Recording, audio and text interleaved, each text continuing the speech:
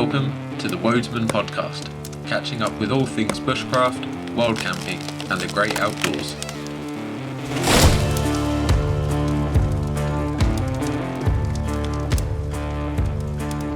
So hey guys, Hello! how are we doing, Tom? Oh mate, it's been an amazing few days. It has. The Bushcraft Show 2024. Yeah, reunited. I know, finally side by side. I know. And We're literally hugging at this point. We are, arms around each other's shoulders. Yeah. It's been long overdue for you to be back at the show, and it's what show it's been, eh? Yeah, dude, it's been like quite a while. So I missed the last show. I couldn't make it, and it was looking a bit sketchy for this one for a while. Then Liam, every Wednesday at like 5 o'clock, he'd send the same text of like, "Hey, dude, Bushcraft Show?" Question mark. Question mark. Literally. And I was just like, right, priority is just to get there and see Liam and see all of our outdoor contacts and mates and State Detective and Josh. Yeah, And there's been so many people. so many people to see, and it's just been absolutely lovely, hasn't it? Yeah, it's been lovely. It really has, and it's going to be a shorter in-person little podcast, just a few seconds now, because we're going to both have to run. It's been that busy that we haven't had a chance to even sit down and record something, because we don't want to be rude to the people that we're around. No, and both of us have been stopped by quite a few people who wanted to have a chat, and then you get talking, you're there for half an hour, and it means that walking just one little bit of the show takes a lot longer. It does. That's what we come for. Like absolutely. I don't think people watch my videos, and yet I've had people come over and speak to me, and that was really nice, because I'm like, actually people are seeing them. Yeah, so it's a nice little reminder, isn't it? That Yeah. it's the community's still alive and active. Yeah, and even like our faith in humanity, I think, has been restored, because everyone here is just fully insane. Like and padded cell vibes of humour. Yeah, and it's brilliant, and just kindness as well. Kindness in spades. Yeah. Like everyone we've met just has welcomed us around their fires, just brought things. We had these lovely couple next to us brought cakes over every few hours for us to nibble on. It's we've all like, been sharing food, drinks and stories, I think. Yeah. And making memories, which is the best exactly, and it's like taking you back to our past generations of just like strangers becoming friends around a fire and sharing life tales and that's wisdom. how we met at this show, isn't it? It is, all those years ago. That meet cute at the toilets. Yeah, exactly. Exactly. So I guess we're gonna probably fade off now to, go and do our respective journeys home, and then we'll join you guys. Probably for you in a few seconds, but for us it'll be a few days. Yeah. And we can have a nice. Yeah, we'll do a proper like recollection on the show. Yeah. Talk about all the stands, talk about all the demos. We can talk about the firelighting, the cooking, all of the stuff we've been doing, the tools we were using, the jokes and banter we had, like Liam's performances, just to tease it. Liam got up there and did his rap. I did indeed. Literally, he's got stones, guys. He just got up there and started rapping in front of like this crazed crowd of bushcrafters. But halfway through, when you realise you're doing it, that's when you're like, oh no. Yeah, he like caught my eye and started laughing, and then forgot the words. It's good fun though, and I can't wait, because them few days will give us a bit of time to process it, because there's been a hell of a lot going on, and it's just been lovely. So really good to see you, Tom. Mate, it's been literally the best time, and it always is when we get together, but it's just so special, and we've got this like mini community. And I was saying to you, like, we built a camp here, and it was just like me, you, Ellie, Dad, and then Ollie arrived, and then by the end of it, it was like Paul and Cam, and Cam, Ben, and just Craig was here. Yeah, Dean and Shelley. Yeah, it's just been a fantastic little hub, hasn't it? It just draws in the right characters. Yeah. I think it's something Swin actually said. The vibe attracts the tribe. Yeah, I love that. Yeah, so true. But guys, we'll catch up with you in a few seconds, and Tom, I'll see you in a few. Well, hopefully soon. Soon, yeah. Well, you need to come and see the cottage, and I want to get Josh and you and Ollie together. Yeah. So let's do like a little meet up, just us little crew. Be awesome. The Squirrel Oil crew. Yes. Yeah. I can't wait to see your video as well. Thanks, bro. I can't wait to see yours as well. And let's get this episode recorded in full. So I guess that's the transition, and on we go to the home-based recording. Absolutely. Ciao. So hey guys, Tom and Liam here with the Wodesman podcast, and we have just managed to sit down together to catch up all things Bushcraft Show. It's a few weeks after the event, and both of us are just buzzing to sort of recap on our experiences and debrief, really. Yeah, it was such a good event. I mean, it was, 2 years had passed since you hadn't been able to make it, so this was quite a monumental kind of moment at the new site. I know you'd only been there once before, so it was really good to have you back there, and it just felt like the show was complete again, honestly. Oh mate, it was like it was bringing back all those vibes of the first couple of shows that we had together, and all those epic sort of cook-ups we've done around the Bushcraft Show campfires. And it was really nice actually to come back after a couple of years sort of hiatus off the event. Just not because I didn't want to go, just like stuff got in the way, and I wasn't able to go for a couple of times. So it was looking a bit touch and go there for a while. I think it was every Tuesday at 6 p.m. you'd go, Bushcraft Show, just literally pop up. Yeah, I was kind of unsubtly but subtly just suggesting it, reminding you that the event existed. And I knew, of course, it wasn't, even if you said, no, unfortunately, I can't make it, then it would have just been as it was, you know.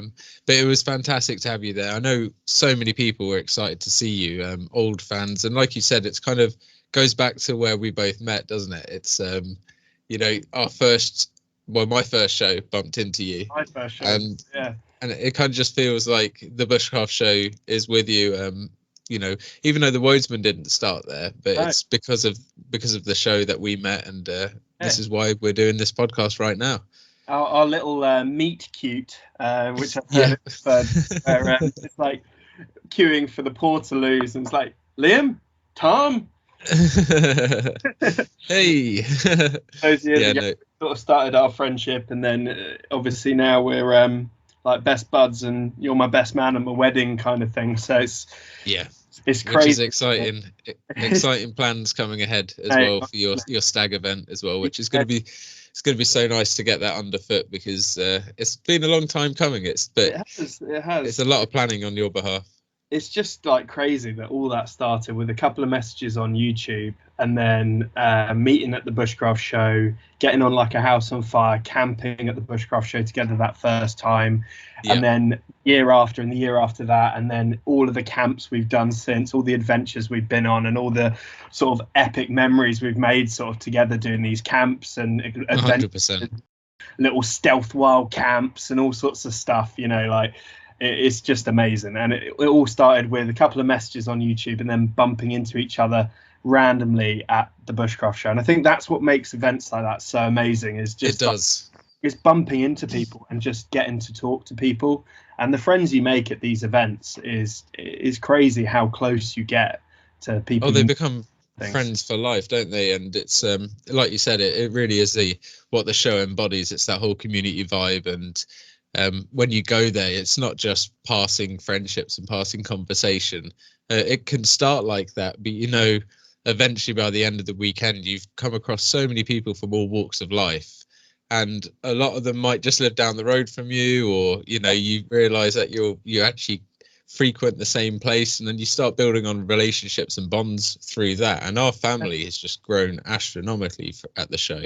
It really and you used the word family there, and that's reminded me of a conversation we had with a Wolf's blog, Ryan, and Paul Liddell and Cam Liddell, and all the people that had sort of come and surrounded us. Yeah, Ben and Yvette Swin, all of those lot.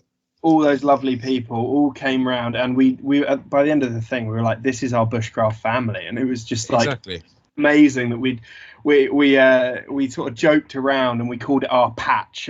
I was like, people don't come around to our patch at the bush. Literally.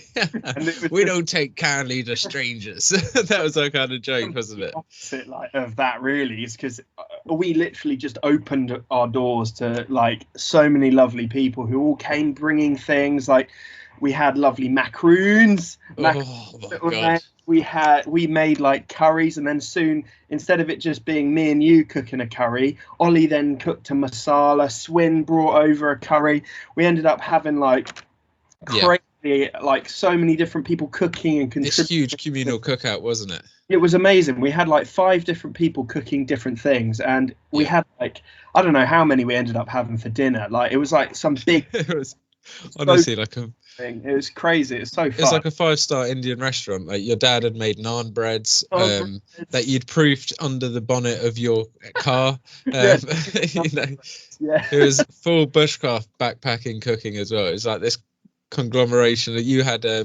Your Petromax fire stand, didn't you? Yeah, the fireball. Yeah, the fireball, and you'd even picked up a really amazing vintage pot. This, which is another great thing about the show. You get all these kind of quirky bits of kit, which we'll get onto later. But you'd got this really awesome thing. It was just like a proper cowboy setup. These huge logs there from where this ash had been logged up.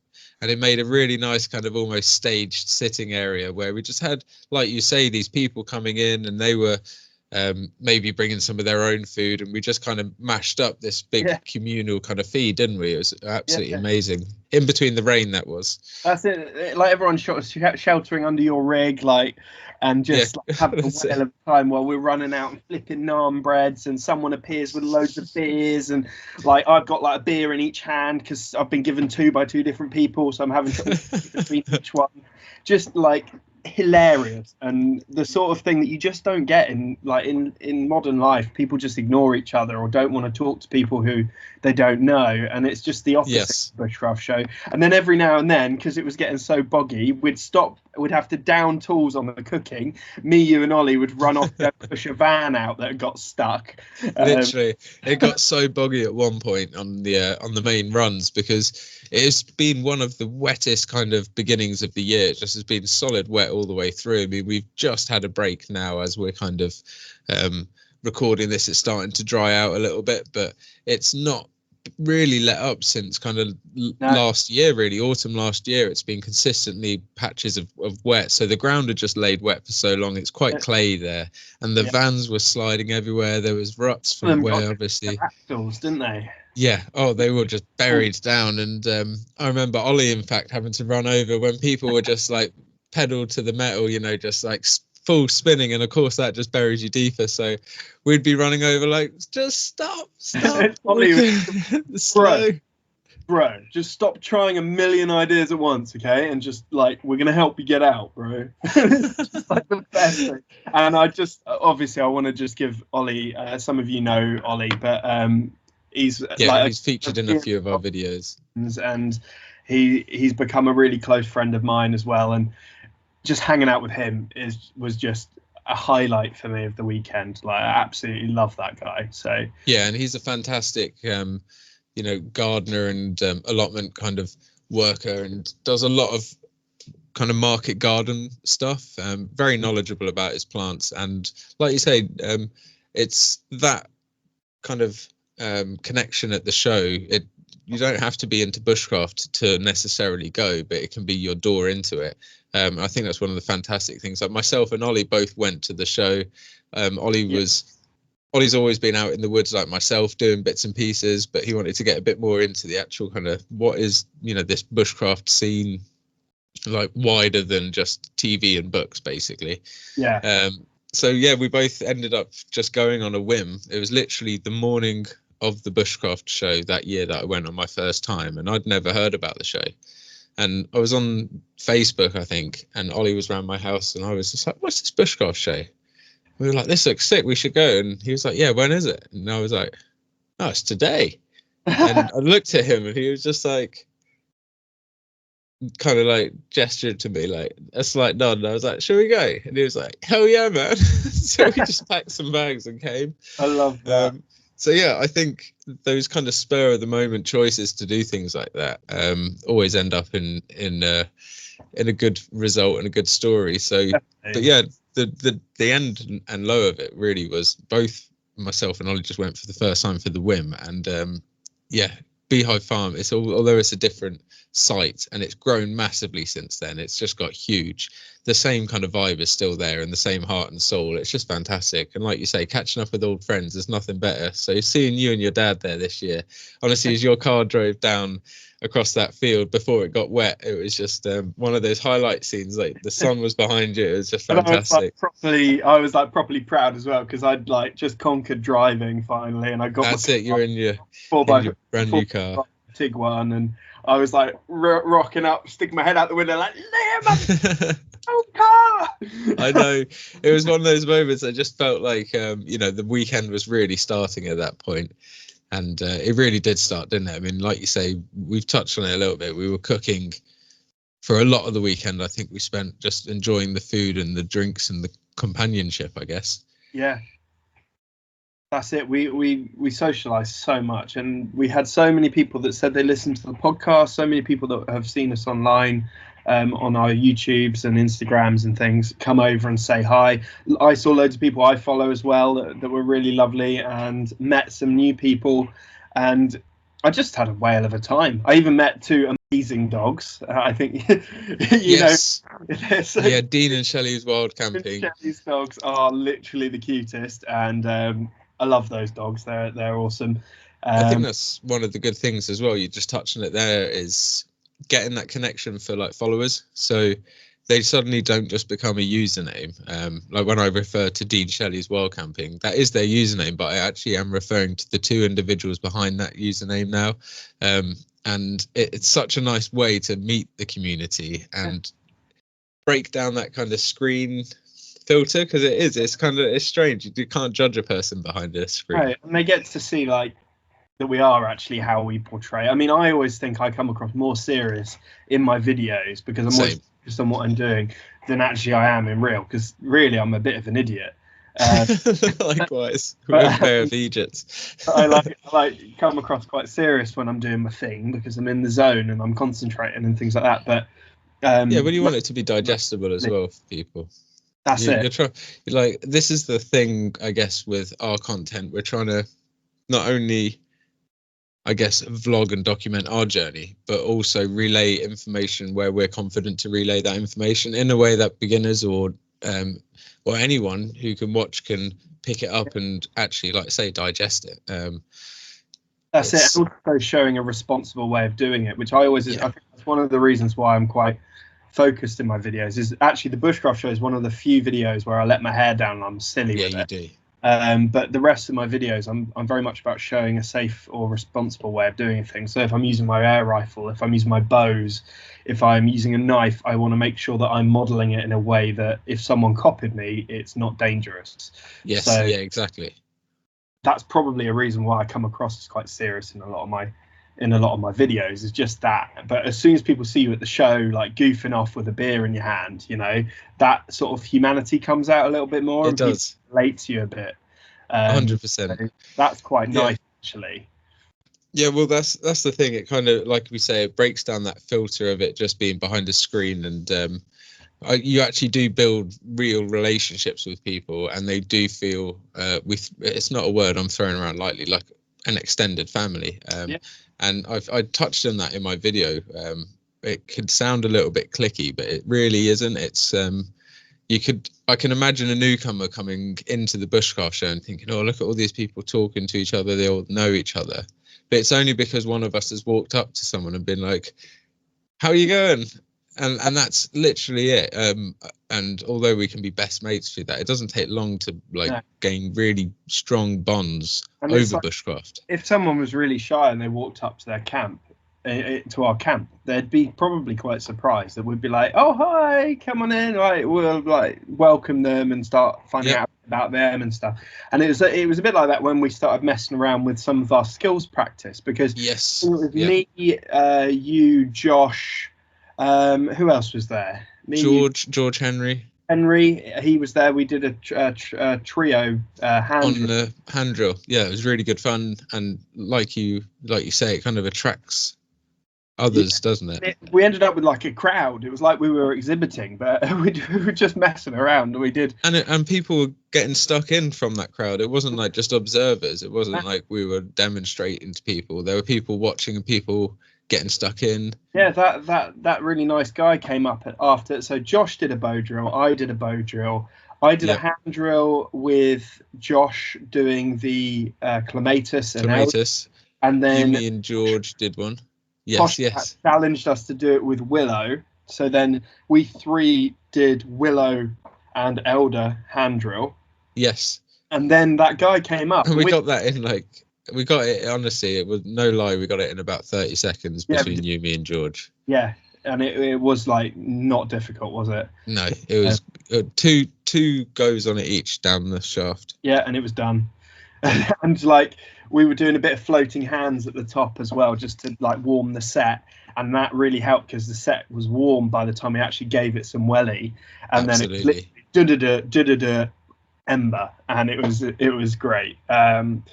But then that guy that we'd never met him before, I think he is actually a listener or yeah, he's a listener and a follower of both of our Instagrams and channels. So massive shout out. I'm terrible with names at times. I'm really good with faces. If I saw you, I'd pull you out of a crowd. But he came up and he was just like, anyone want to help me get my first bow drill ember? And I was like, yeah, Yes. sounds good. Sounds like a plan. So we did, and we did a tandem bow drill, me and him, to start with, where I sort of showed him what it should feel like and the sort of effort in.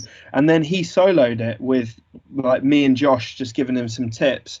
And then he blew a bundle to flame. Blew it to flame. Yeah, I captured that on film. First ever bow drill ember solo. Just because he came up and just said, "Hey, can I learn this?" And we were like, "Yeah." Just heard the kind of squeaking of boards going on and thought, "Oh, someone's doing friction fire. I wonder if I can join in." And of course you can. That's literally what the show's about. It's, I'm there with my rig, I was there with my rig all set out, like the awning and the rooftop tent. You had your truck, all our tents set up, the kitchen.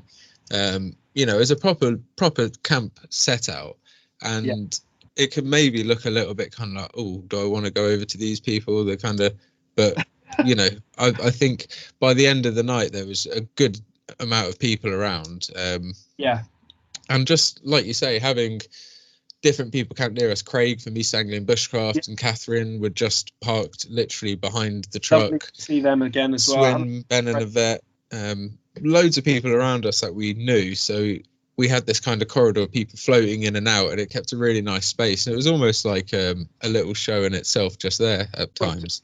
We made basically a community camp within a bigger community camp. And it was really nice to see people like Craig, East Anglian Bushcraft again. I haven't seen him for a bit of time, so it was nice to catch up with him. And like, again, he's like a bigger YouTuber, and yet he welcomed me immediately with a big hug and how you doing, man? Oh, he's such a humble lad, and we need to get him on for a chat. I know we've been chatting about it for months and months and months, years probably. So we need to really get him on. So we should nail him down for that. We need to, yeah, definitely, because he's a great lad, and I know a lot of people. He's a top shagger. He is. A lot of people to him are big fans of his channel, so I think that would be a really nice thing to do. Is have him on that.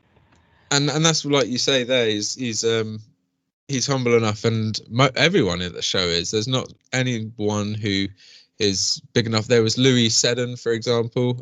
He was on Alone, the UK's Alone. He was on the actual the first series of Alone, the UK.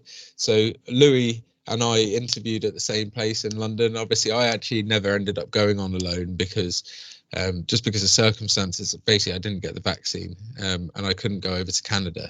So I lost that opportunity to do the show. But he was there, and again, such a humble chat. We were having conversations. He was flitting between camps, wandering around, and like you say, there's these little community camps that you kind of create all across the Bushcraft Show. Like you kind of then wander into the woods, and there's like another bunch of people who've like created their little hub and pop into the Lavu area and see like Nigel.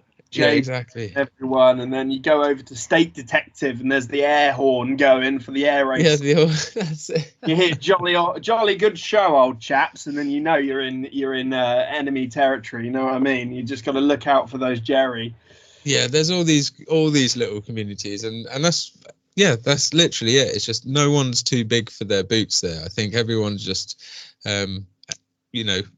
Louis, for example, he's been on TV, could very well just be like, oh, this is above me. I'll just walk around the show and sign a few autographs and kind of flit off, but he just embodies the show and the community vibe about it. Actually, one really funny thing I did see, I don't know if I told you about this, but I saw Lofty Wiseman leaving after his talk, and he was driving across the field where all the people were doing.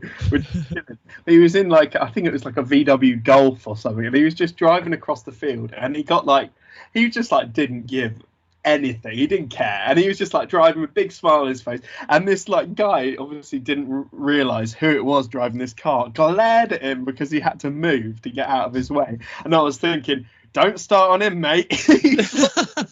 you don't know who's at the other end of that on the receiving end. That is the thing, there's people from all walks of life there, and a lot of, I guess, probably a lot of ex-servicemen as well, servicemen and women. And I guess it has that same kind of camaraderie feeling, which is maybe why it attracts a lot of those ex-forces people. And for good reason as well. It's nothing better than being in a field with a bunch of mates and having a good laugh and just good fun. Nothing is planned. You just, time stops. You don't look at the clock. You go until you wake up when you wake up, you go to bed when you want to go to bed. That's it. And then in between, you're sharing stories, you're sharing skills. You're like just having a million bushcraft conversations. You're networking with people. Yes. Yeah, it's literally, it's one of the best networking places, I think, as well. There's so many people I didn't get to meet as well. This is the thing. You can speak to hundreds of people and still miss like the 6 or 7 people that you were looking for. It's like I promised to Joe Price, I promised to Giles Newman, and I promised Modern Warfare that I'd pop back and see them the next day, because I went to see them, had a chat, and then customers likewise came, and I got busy. They got busy talking to the customers, and I was like, I don't want to get in their way. So I sort of said, I'll catch you later, and then was so busy talking to a million other people I hadn't said hi to yet that I never actually got a chance to go back and see them. So to Joe and Giles, like, sorry I didn't get to come back, I'll catch you next year. I walked past Giles and didn't even get to stop and say hello.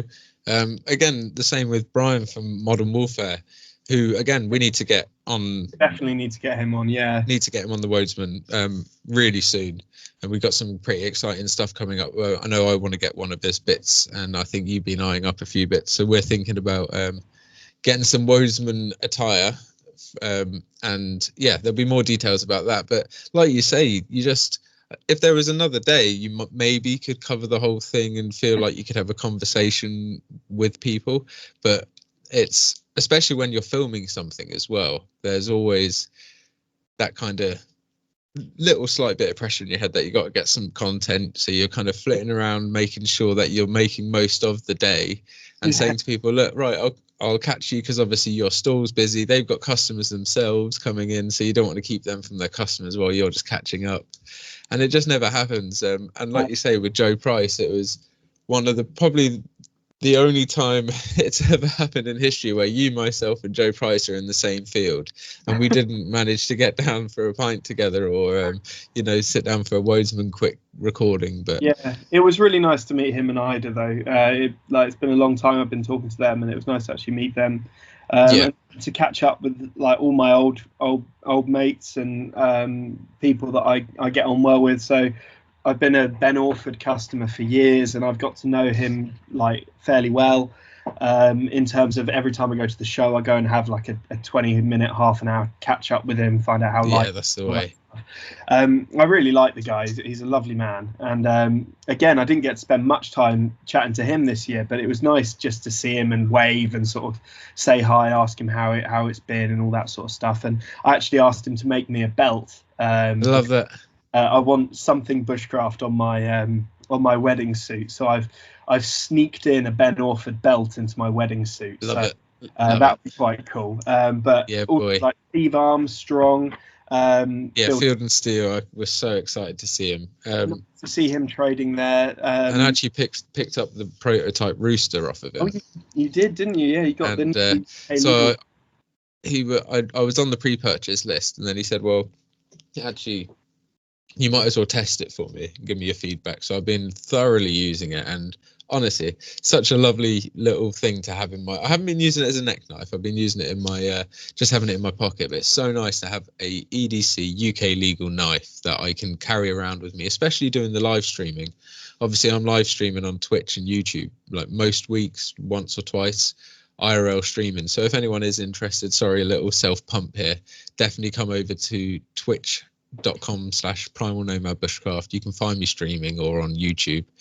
But it's so nice to just have that in my pocket and be like, well, I'm live streaming where I am. If the police ever want to come and just see what I'm up to, you know.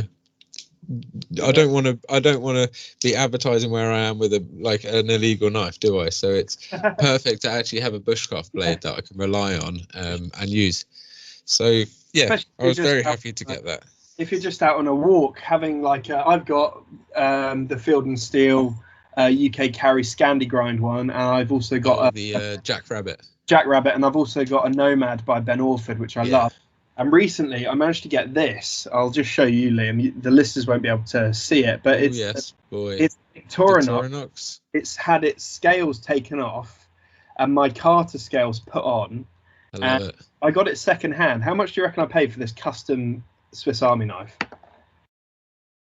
with custom scales? 20 quid. I was going to say 40, and that would have been a bargain. Yeah, 20 quid. So that's fantastic. That's accompanying me on my little daily walks. That and my Nomad and my Jackrabbit. Yes. But yeah, as we said, it was nice to see Field and Steel trading. It was nice to see York Knife there again. So many great makers. Actually, our good friend Fired Woods as well, Josh. Really good to have a fantastic show. It was nice to see a lot of his blades making their way around the show on people's belts. So at the beginning of the show, there was, obviously his selection all laid out there, and he'd already sold one of his smaller neck knives, and I can't remember the name of them, the Naken, which is a really cool name. Cool. And it's a tiny little neck knife, ABL, really lovely. It literally is like a scaled down Evo Pro. It's like to scale. It's so beautiful. What's that? You do want one? Yeah, they're fantastic. And literally within the first hour, he had no neck knives left, which was fantastic. And yeah, just you started to see them going around the show on people's belts like, oh, I recognize that as an Evo Pro, or I recognize that as one of his Puko kind of designs. And yeah, again, just nice to see him doing well, because he's put a lot of effort and hard work into getting his stuff out there. Again, like all the other makers, like York Knife, like Joe and Ida getting over here, it was quite a step for them to actually come over from Sweden, and I think it was their first Bushcraft show. Yeah, it was. I think. Yeah. I think we need a day in advance just to have, or the show needs to be extended an extra day or something like that, just to have the time to catch up and actually see all the cool bits. I mean, we briefly walked around the 4x4 section as well, didn't we? That's cool. Yeah. And it would be nice to spend a bit more time down that end. I got into 4B, which was cool. You did. You got those cool attachers for equipment, didn't you? Yes, and massive shout out to 4B, actually, 4b.co.uk. Go check them out. I've used them online before for loads of overlanding stuff, but they just have so much selection of things like recovery gear, straps, shackles, bolts. It's kind of like the 4x4 heaven. So I actually got these little mounting blocks for the inside of the truck, didn't I? And in various different sizes, so I could like hang axes or shovels or whatever on the outside or inside of my truck. They're like rubber mount clamps, and I can't even put them in, so I can't even do like a video on them. I want to show them off and like install stuff, because I had a bloody fire in the back of the truck. Yeah, you had a bit of a disaster, didn't you, Liam? Yeah, so I'll explain that in a little bit, but yeah, it was nice to be able to get bits and stuff. Yeah, it was nice to get bits and stuff like that in the show as well. So it's not all just bushcraft and camping stuff. No. It's everything. There is so much, and the food's also great. It is. I mean, I got to watch a lady scraping a hide. I bumped into Lyndon Outdoorsman making a bronze axe head at a. I saw it afterwards. That was cool. That was awesome. It was an Otzi axe head. and that was really cool. I got to see Will Lord bashing rocks together and making awesome arrowheads and spears. There was someone weaving willow. There was people doing friction fires. It was just awesome. And then I was whittling spoons and all sorts. So there was just was it Thornhill? Right. Thornhill or Thornwood Forge was there? Yeah, Thornwood Forge. Their stuff is amazing. I love their axes. Yeah, really nice. It was good to see. I think that was their first time at the show, wasn't it, as well? It was. I mean, I was eyeing up those axes with lust. Yeah. I always have to like shop with an air of caution when I go around. I did pick myself up a nice Petromax frying pan. Nice. They're brilliant they are. Yeah, fantastic. So I still need to season that in. I've given it one season with the oil and salt, but it's just little things like that. I have to really shop with caution when I'm going around the show because, like you say, there's so many good things. You've got a budget. I mean, one of my highlights was when Ollie goes to the antique shop and he starts going, "Oh, I've got to go buy this mucking fork," because he found like a vintage mucking fork. And Liam's like, "What do you need a mucking fork for?" And he goes, "I don't know, it's just cool." Yeah, listen. But then he goes back and he's like, "Me mucking fork's gone." Someone's bought me mucking fork. I felt so bad because I know exactly what it's like when you really like see an antique vintage bit of kit and then you go to get some money because maybe they don't take card. So you're like, "Oh, my cash is back in the car." Or packed away somewhere or whatever, and then it's gone, and then you're like, "No way." Never gonna find this thing again. This time though, because I was under strict instructions not to spend. Because of you did well. Budgets. I was very sensible. You did. Here, Emma, I was very good. I was restrained. He only pre-purchased an Ineos Grenadier. It's only coming after the wedding. Yeah, $100,000 off-road. I'm joking. I did like those though. They were. I know. It was nice to see them actually there. It was a bit out of my price range, but maybe if I won the lottery, I might consider one. They were really nice. It just makes you kind of think, oh, it would be nice to have a fully finished rig. Yeah. You and your dad actually sat in one. I think we were tempted to go test drive one, but just time didn't allow it again. It was one of these like, when do you not have time to test drive a cool car like that? But we didn't. $100,000 off-roader or whatever they cost, but they are sick. I just love the fact that all the off-road buttons, like the locking diff and stuff, they all seem to have all these buttons on the roof like a fighter jet. It's really perfect because that means you can swim in it, so like you can go underwater, and as long as the roof doesn't go under, your buttons still work. My boy senses that does having roof buttons. Yeah, it's fantastic. Is under little perspex things that you're like, oh, I need to press that. I don't know. Yeah, but anyway, they did tempt me, but I was very restrained, and I thought of the wedding before my kit. So, which of course is coming up in a few months, September. So it is. It is indeed.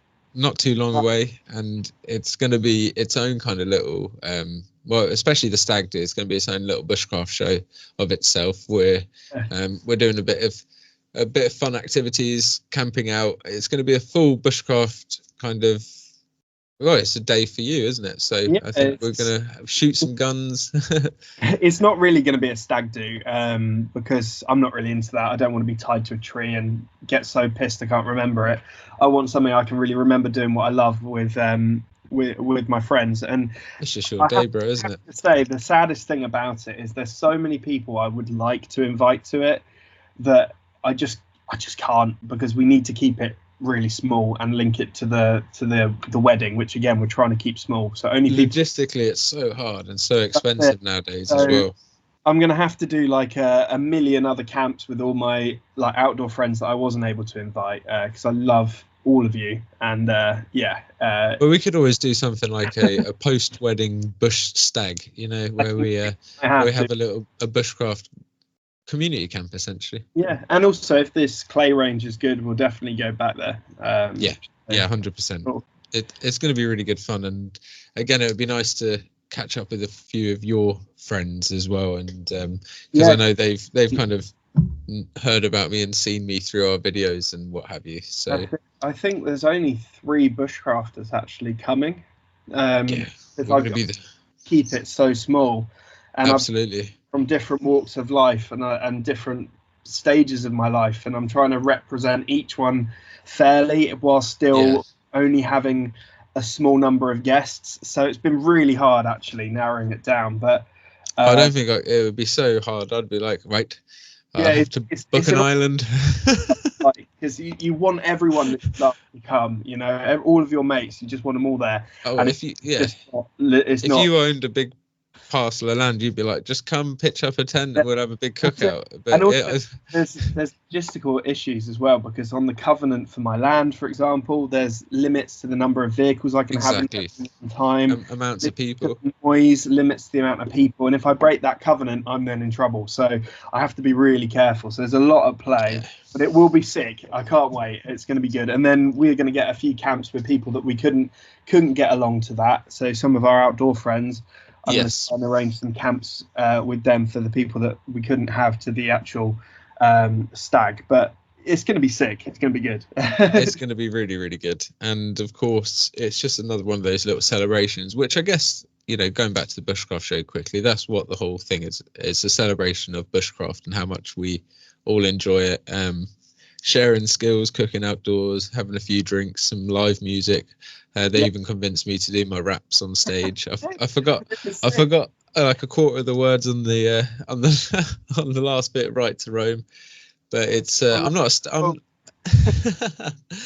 stage person, but it's good fun. And again, it's one of those things. If you can't take the mick out of yourself, there's just you're too serious. So you got to be able to have a laugh. You really a good sport. You got up there, you gave it your all, and it was hilarious. When you actually did forget the words, you're like, oh no, I've forgotten the words. But you managed, like, you can see on my video and your video, like you did sick. You're right up until the very end of the song, and then I think just everyone cheered you, put you off your stride, and you just it's so funny. As soon as you make eye contact with someone in the crowd, you kind of stop and you're like, oops, I'm live. It was great fun, and I love those kind of moments. There were so many funny little moments at the show, and although you can't specifically remember all of them, I do remember very much hurting from laughter. You know, when I got back, it was just such a revitalization of the soul. It was, the weather wasn't ideal, you know, it rained on and off. It was a little bit chillier than usual, but then we had really hot patches. So, but I felt re-energized. I literally felt like I'd gone away and felt like I'd been away for like a week in a weekend. Yeah, that's it. And I think for me, it's all about the people. I mean, the show was brilliant. There were great talks, there were great exhibits, there were fantastic shops, good deals to be had. There was like so much to see and do. But for me, what I took away was the people and the community, and it was about the mates we've made throughout the years of doing bushcraft, and by going to shows like this and catching up with them, making new friends, speaking to listeners and viewers. And it was just, I loved it. I had such a great time, and every time I think about it, I smile, because it was hilarious. And we were just being stupid, like we were doing stupid accents, we were doing little skits. No, we couldn't stop singing. You and me on the way back from the bar the first night, we're like, I don't know why we started singing. We just I don't want to send the world on fire.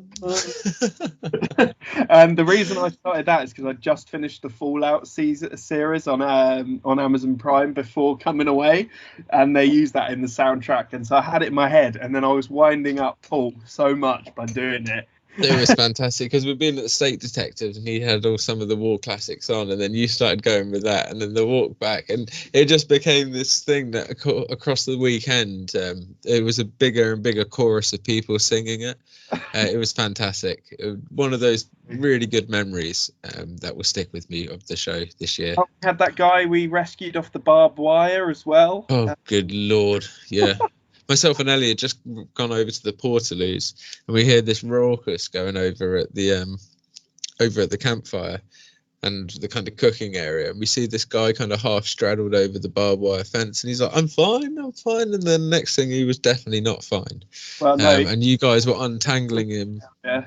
Oh, yeah, you guys were untangling him from all sorts of angles, and it did not look good. And the next day I saw him and he was bright as rain. It was like that cut up showing the front of his hands, and then I could see the back of his hands were literally shredded. It's like, God's he was in good spirits. So I hope you're all right, buddy. Watch out for the barbed wire. And it looked like you'd had a great evening, apart from the little incident at the end. So fair play to you. I mean, it is one thing about the location, I will say, is the woodland could maybe do with a tiny little bit of management on some places to make it a bit more user friendly. We had one good friend, Mark, who was camped under a hornbeam, hammocked up, and Bill Kincaid, God rest his soul, had gifted them to some camping chairs, a bit bulky and not very bushcrafty, blue. And Gina, who's Mark's wife, had brought them with, and Mark was kind of like, I don't really want these chairs here, they don't really fit in with the vibe. And he'd tucked his behind his hammock. And this hornbeam, in the middle of the night, on the first night, I was up at about 4 a.m. Because Ellie wasn't feeling too well. So I heard this almighty crack and this and I literally turned to Ellie. It was dead still of night, and I turned to her and I was like, someone has just been crushed by a falling tree. Like, I'm almost sure of it. And anyway, I didn't think anything of it. Much more than, well, they're going to have to deal with that because I don't know where they are in the middle of the forest. So anyway, it turns out that was Mark in his hammock, and the hornbeam had fell, and the chair had literally saved his life. The chair had stopped the tree from crushing him. Yeah. So thank you, Bill. You're up there looking after us while we're at the show. And it just shows to watch out for kind of widowmakers and stuff like that. But I think that would be my only criticism, and it's not a criticism, it's just a thing to manage for the next year if anyone's listening from the Bushcraft Show. It'd be to just manage that woodland a tiny little bit more and establish a few more kind of openings and clearings for the campers. I know it's a hard thing when you want it to be wild camping, but maybe on the main routes in and out of the field, they had like some matting that they put down as a sort of afterthought once people started getting stuck, but by then it was kind of too late. If they'd I think it needs premature a route all the way through, it would have stopped the ground getting quite so Bogsville and maybe prevented them having to drag everyone out with tractors. Just in those lower lying areas, right? Yeah, we were fine because we both had 4-wheel drive, but there were lots of vans there that didn't, and they were just sinking up to their axles, which, I mean, it was quite amusing viewing, and we sort of were helping people out, and it was quite... And the tractor was only ever like half hour away, wasn't it, in worst scenario?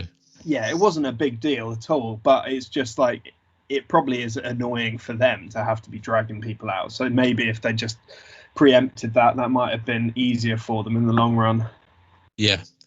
But no, I think it's definitely one to tick off the bucket list if you haven't been. And we touched on it before, but even if you have been, like Tom and I could probably walk around that show at night time. We know it so well. We kind of know what to expect. So maybe... let's say for kit for us there's not so much, or maybe for some talks we might say, well, there's new talks on every year, of course, but they have some returning guests, so maybe there's some things that myself and Tom might say, well, is it worth us going to the show for that? But just for me myself, going for that community thing, it's a little bit expensive for a camp out with your mates, but when you bring everything else with it, the atmosphere, the vibe, the music, the experience, just having that, just the whole thing, the whole package is worth it to me, even if the stalls weren't there myself. I mean, I know a lot of the people running the stalls. Like I know them all. I know them by name. I know I could ring a lot of them up. But just going to see them in person is really nice, and just seeing all those friends that you don't get to see all the time, because life's crazy busy, and it's an excuse for you to catch up with all the people that you don't get a chance to see, because we're all spread over the UK, all in different places. Literally.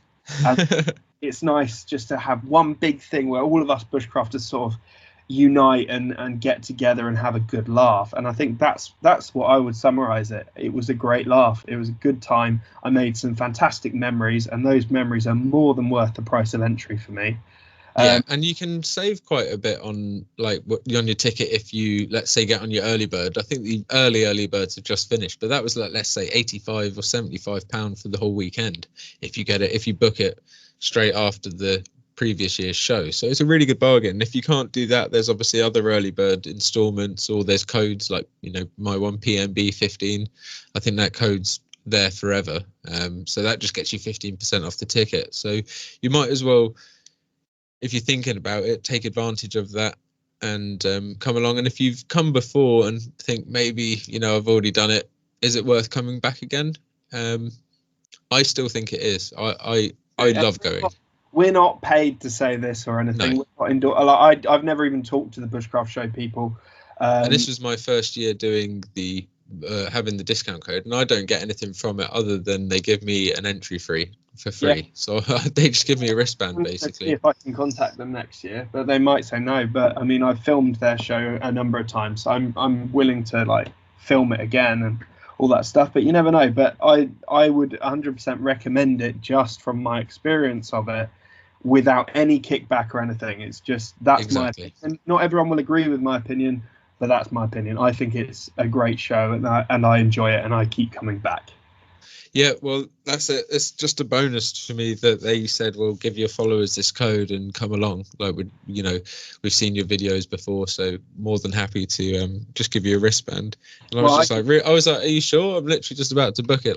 I still don't mind booking it. And that's the other thing. When I'm there, I'll then say, well, actually, I'll maybe bring a little bit less food with me, and I'll support the food traders, so that then the food trade is worth the food traders going, and then it's investing in the show. So if you're supporting those traders, or the bar, or Ben Orford, or Josh, or Field and Steel, or Modern Warfare, that money is now worth them coming to the show again. So the show gets more money, which means it can grow.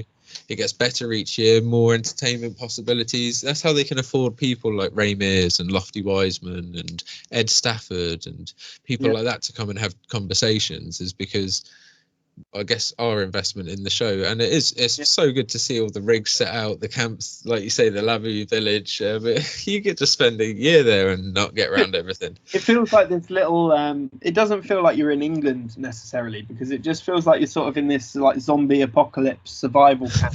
Everyone it does. Created this tent city and just doing their own thing. It's like there were policemen the last clutch of humanity. It was quite funny, because I was next to the steak detective store. I had a neck knife on and a big belt knife, and then I was next to Josh's knife stand selling knives. There was a guy, there was literally a military surplus store selling riot shields. And loads of random stuff like that. I had deactivated it's like we're down the marketplace in the Last of Us. Got a bloody stick hand grenade at the thing, and these two policemen were walking around, and every single person was tooled up to the nines, and they were just sort of looking around like, what is this weird thing we've walked into? It's lucky they didn't start arresting people for carrying knives, because they would have had to arrest every single person. Anything that's locking, not non-locking and under 3 inches. They'd have needed a 40-ton trailer to take them all away. Honestly, it's fantastic. There was even a guy who was a tattooist who had who was artistically decorating things, and he'd made the Negan baseball bat from The Walking Dead with some stuff sticking out of the thing, and he'd coloured it in, and I think it said F off tattooed on down this baseball bat, and I was thinking they're gonna have a field day when they get to his store. Yeah, literally. So these all props, are they? Yeah, just props. Yeah, just props, officer. Yeah, just films. Yeah. No, it's fantastic. Like you say, it doesn't really feel like you're in England. There's the Italian bushcrafters, Lorenzo and all those lot come over every year, put on a really good display, and it's just, I get so inspired every year. And like I said, I had a bit of a fire in the back of the truck. One of the only cables that I didn't change in the headlining of the rear canopy shorted and caught all the carpet and insulation on fire while I was driving, and I was like, why can't I see out the rear view mirror? I had just come out of a tunnel, so at first I didn't really, it wasn't unusual because it was black anyway. And then as I came out the tunnel, I was like, still can't see out the rearview mirror. And so I was like, no, still can't see out the rear. I turned to my mate. I was like, Sam, I can't see out the rearview mirror. Something fell across it. He was like, no, but it's really dusty on the road. Oh, no. And I stuck my head out the window. I was like, that ain't bloody dust. It's smoke. So I managed to have enough bottles of water, just thankfully opened up the truck, pulled all of my stuff out and threw water everywhere. Managed to get the majority of it out, but it created a huge mess and stink and a few cracks in the fiberglass, which is a bit annoying. So thankfully the show had inspired me to have some ideas, actually, because I'd seen all these different rigs and different designs. I thought, well, actually, although it's devastating and it's pushed me back to kind of like before I got the canopy, because I got the canopy and it wasn't stinking and half melted and cracked. So I'm kind of like, a worse state than when I got it. But I've had to undo all the wiring in the back there and take out the dual charger system. And so it's just a shell in the back apart from the drawers. But I guess seeing all those different rigs had given me some ideas. So I've been designing some bits and pieces with 80/20 aluminium box section. So I'll go into some details in the future episode when I've got the design finalized. But yeah, I just think having even that, like inspiration of setup or how to do things and though fine-tuning your kit and loadout, there's loads of things that are inspirational at the show that you can go just to pick up on, even if you just book a day ticket and go around. It's amazing what you'll pick up. Yeah, agreed. And I was absolutely gutted for you when I saw that had happened to your truck. Mate, it was... You've put so much work into it, and it's such a lovely vehicle as well. Like we call it Le Truck, don't we, when we text each other? And it's like, I was like, Le Truck! I know. Well, I've taken the opportunity to like rewire the rat's nests and like spaghetti junction of cables that was under the bonnet. So it's literally crisscrossing everywhere over the iterations of build, like stuff that I'd installed. And it was neatly done and all fine, but maybe the occasional bit of wire was slightly different, wrong gauge or something, or the connection was a little bit dodgy, or the heat shrink hadn't sealed enough. So I said, right, I'm going to rip it out. On Monday, I had like this week off, kind of in between going and quoting jobs and doing some other bits. It's been a bit quiet, self-employed recently, but I thought, well, I'll take the opportunity to do it, spend the day rewiring, and then that dragged on to the Tuesday. And then I was like, well, I follow it out of the inside, and I kind of got under the bonnet, and I was like, oh, no. And then, like, I just finished, like, yesterday. Yeah, but you sent me a video yesterday. So, like, 4.5 days deep. It looked amazing. It really did. Thank you. It's an improvement on what it was. So, whilst it's a disaster in terms of what it happened, you will eventually end up with an even cooler rig than you had before. I fully believe that. So, yeah, I'm going to design the back now to have a bit more headspace, because my drawers have lifted my floor up, so that now when I sit in there I can't really sit up straight. I'm kind of hunched, so I'm going to give myself that few inches more headroom, which will make it a bit more comfortable. Like probably when they go up a bit. Exactly. And then I'm going to do it so like it kind of goes over the cabin and pops up like a rooftop tent. Nice. So I'm going to design my own kind of popper top. I actually went it's going to be good fun. Just yes, you did. I was choosing myself. I wanted a four-wheel drive, so I ended up with an SUV, because at the moment I need to use it for the woods, but I also need to use it for motorways and journeys to the woods and everyday shopping, and also to get to work. So I'm going to be driving it into schools, and I didn't want anything. It's a perfectly suitable car and very well fitted to where you live. And like you say, you're not just doing the bushwork or the bushcraft or the forestry stuff. It would be mine's probably a bit overkill, but I have the brickwork side of things, so carrying materials for me, it's invaluable. So I sort of went for a slightly soft road option, but it actually did well in the mud. And it's got really nice wide tires on it. So, and it's got like a nice angled front on it, so it won't have a beautiful stance on it. Stuff ripped off when I go through the woods. But I did test drive a Navara just because I wanted to have a go in Liam's truck, and I was like, I can try a Navara because I'm test driving cars, why not? And I actually really enjoyed driving the Navara. They're great, they're beasts, aren't they? They're lovely cars. Really nice. I was surprised by how far you have to lean over, like when you're changing gear, because it's more like a truck. Literally, that was the first thing I noticed in it. I was like, "Oh, this is a beast." Yeah, no, you've done a few customizations on your bit, haven't you, as well? Your first day you detailed it. Actually, you were out there scrubbing it and fully detailing interior, external, ceramic coating. Yeah, I did the full detail with detailing brushes and everything, because it was a second-hand car. I mean, I paid $6,000 for my car, and it doesn't look like a car that was that cheap. It looks a lot more expensive than that. And we did a lot of research on it and things like that. And my dad's knows how they all work. He takes he's got the same car, but without the off-road like front on it and without the wide tires. And his is a bit lower, so I think mine's got like an inch height on his. They only made a few versions of this. It's called the Summit Edition, and it has like a different front on it and wider tires and things, and a leather interior. So it's pretty fancy. But I detailed it all, and then me and my dad ceramic waxed it, and it got it looking really nice, and it will protect it as well. We're gonna lanyard guard underneath as well. And then the wheels the guy I bought it from had them resprayed for me, so he had them blackened, so that it's got really nice rims. Yeah, they're really nice and they've been blackened.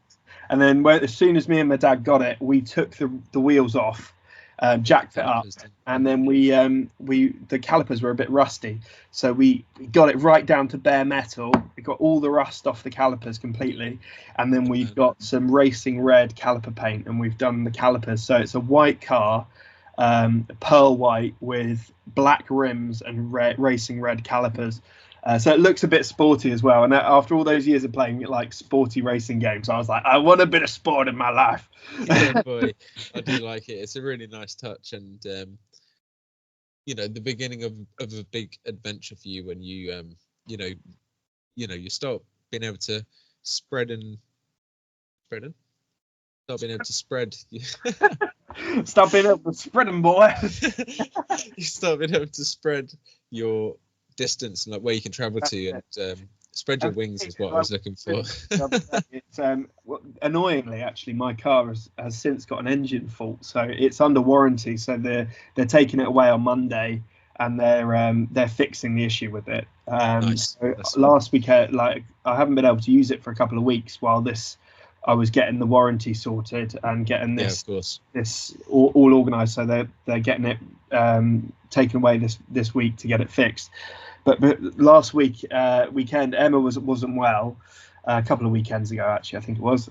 So I borrowed Emma's car, and I was able just to drive myself to the woods, complete solo day, just in the woods.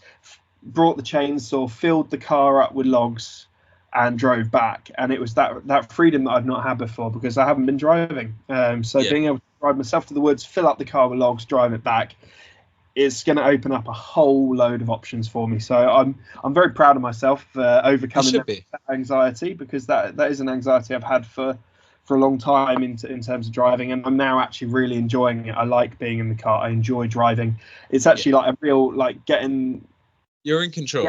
The act of control in the car is actually really fun. So I never would have been saying that a few years ago. So it's really good, and I'm proud of you, buddy. It will be amazing because I can go and do. Oh, I just flipped my phone. It will be amazing because I can go and do loads of adventures and stuff. Maybe we can go over to Scotland, even though, to be honest, we'd probably use your rig for that, because you're ideal for it. It's going to be good fun being able to go on some little overland journeys with you, and that's the thing. We can meet halfway now, do whatever. It just opens up a world of possibilities. So sure. I can't wait. I can't wait for it to just keep going for you. You've got a lot of things on the pipeline, like we say, your wedding and all that kind of stuff. We've got wedding, have another house, new job. We'll probably have another few episodes coming out fairly soon. I mean, we're hoping to sit down and record a few bits in the next few weeks, so we'll keep you guys posted. And thank you for just bearing with us while it's been a bit of a quiet patch. I know we say that a lot, but it's we should have a bit more time coming up to get some things down. I've built up quite a bit of content that we can have a little sit down and chat about. They're just little articles that are good talking points. So, but a lot of good relevant stuff that's happened in the bushcraft world since we last had a good conversation. So no, it'll be good, and we can talk about some like techniques and things that we're interested in, what we've been learning, and all that stuff. It just is about time, really. And once I'm on the summer holidays, it will be a lot easier. Exactly, and that's only around the corner. I mean, I've been going to job interviews. I got my new job, so I've been doing all the paperwork for that.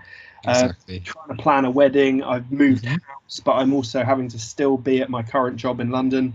So I'm living with my parents during the week, and it's just been chaos, really, if I'm honest. Same as me, being self-employed, literally self-employed life, doing a YouTube channel, we're doing the podcast, I'm live streaming. Live streaming is like, I'm not just live for an hour or two, I'm live for like 5 or 6 hours. That's like a whole day written off.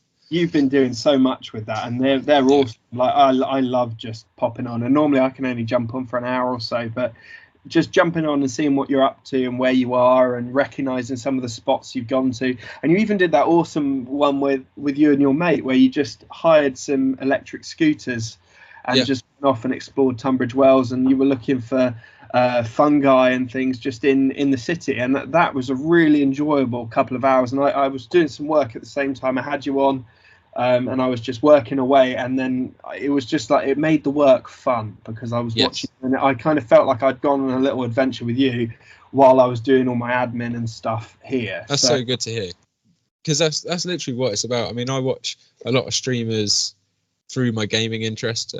Big gamer myself. I know you are, Tom, as well. We kind of brought up on the PlayStation and the different iterations, the SNES and stuff like that, Sega, and it's just it's a part of my life that it's never going to change. I'm always gonna, as long as games are there to play, I'll have a play. If I'm out in the wilderness, in the woods, I don't think about games. When I'm out at work, I don't think about games. But when I'm maybe sat down and I've got a spare few hours, I might play a game. So sometimes I'll be on the stream even playing a survival game, like literally rubbing sticks together in a game, like getting frustrated because I can't get the keys right, or I'll be playing something else, or 90% of the time I'm out in the woods just streaming out in the bush. But when I watch a streamer, I'm the same as you. I just like they might be gaming or something, but I have them on in the background.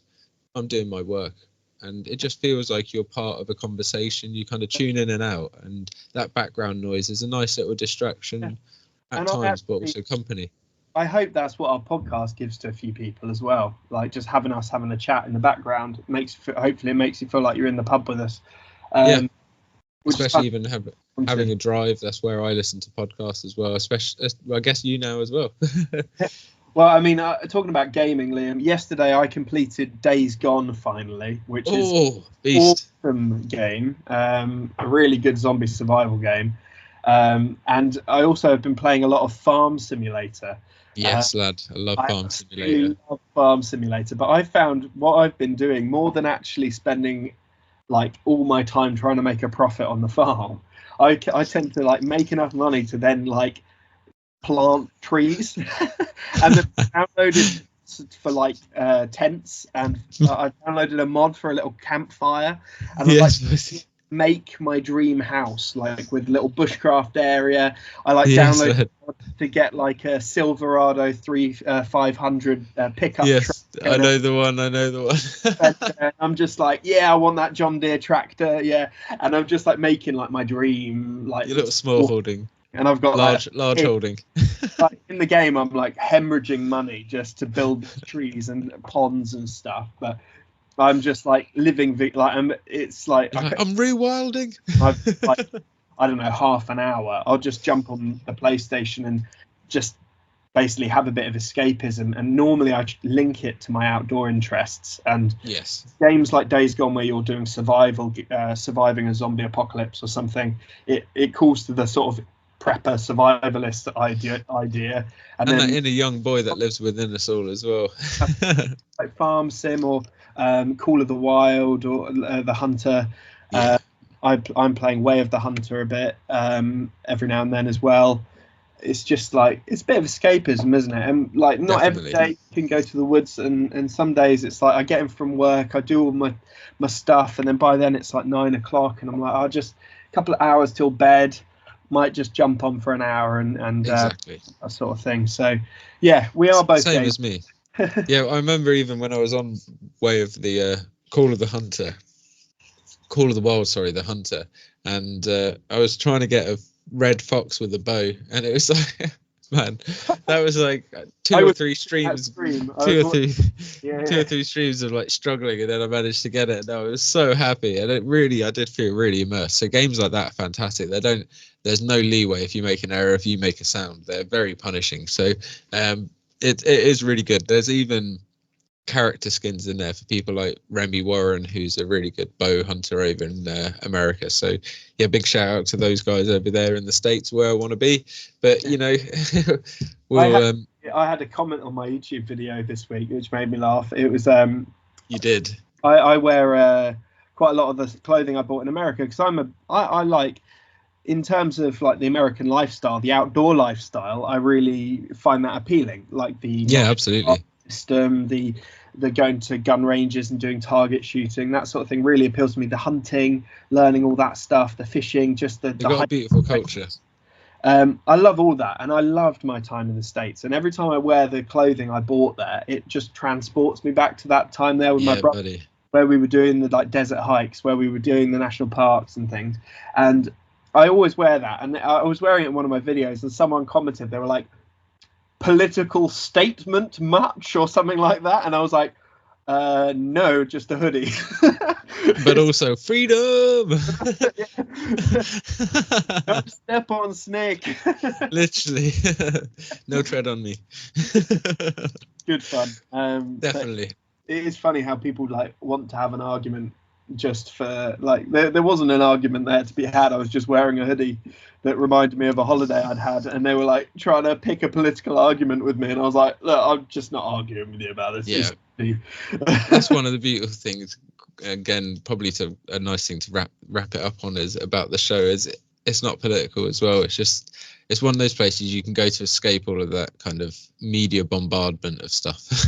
And there are people from all walks of life, all different backgrounds, and everyone gets on with everyone. And like we always say this, it's a perfect example of like, don't show knives as weapons, they're tools, because actually everyone was carrying a knife there. Everyone was drinking. No one got hurt because everyone there You never saw a knife out of a sheath. No, everyone respects them as a tool because they've been taught how to use them and how to respect them. And it's about that education, because everyone there, we're not like, oh look, I've got a knife. Yeah, finally, it's like this because they've been like, it's been abstained through our life. We're like, you must not let these children have knives, and then suddenly it's like when they get one, they're like, I've got a knife. Yeah. You know, they can't handle it. We're all like, it's like you say that. We're all adults, and we know. Well, we're not all adults. Some even the kids there have like knives and things, and it's like, but the parents are sensible. They're like, okay, I've had a drink. I'm going to put my knife away now. So it goes in the box, it goes in the car, and it's just people being sensible because they respect the tool. So that's the only political thing I'm going to say today, is that, like, let's educate people on these tools rather than just banning them, because like they are just tools. It's just that they're used as weapons by people that don't. We already have laws for bad people who do bad things. We don't need a new law for if they do it if a bad thing's done with a knife. Like we've already got that covered. It's fine. I'm just bitter because my just got blocked by I know, honestly. It's a strange world out there with the old shadow bans and all of that. So to any of you guys who have your own Instagram accounts out there, just keep them tame-ish, but don't give in. I think we've got to defeat this by just swamping it, really, basically. Just keep going. Isn't it? Because I told you when I got shouted at Shadowbanks, I had a thing like your channel will no longer be recommended or restricted.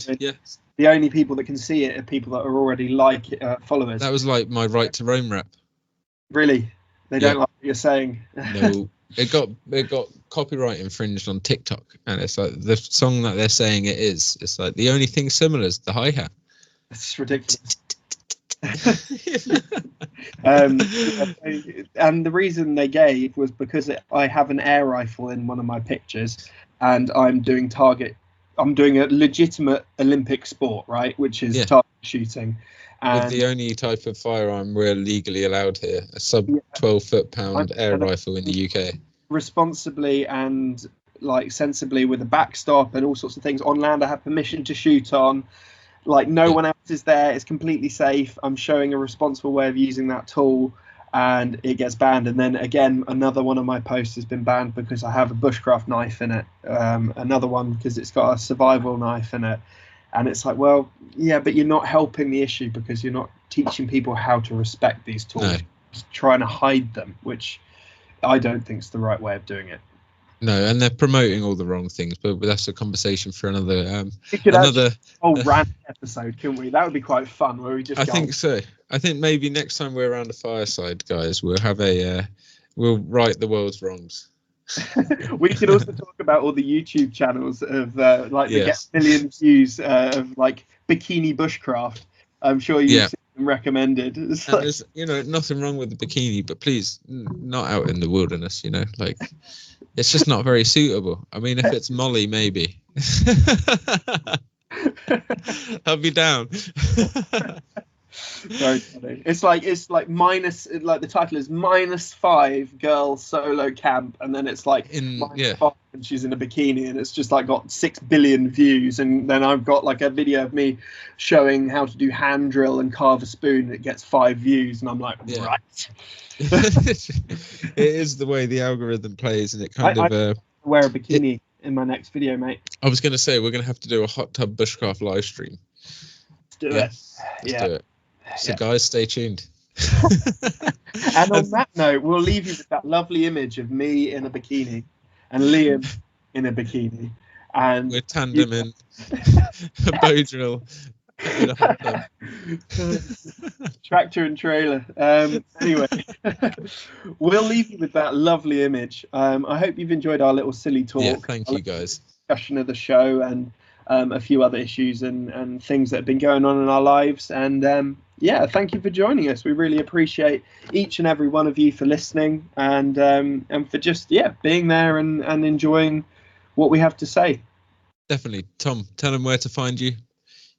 Back Garden Bushcraft on YouTube and Instagram. You'll have to look for me because I've been banned. You're lurking somewhere in the shadows.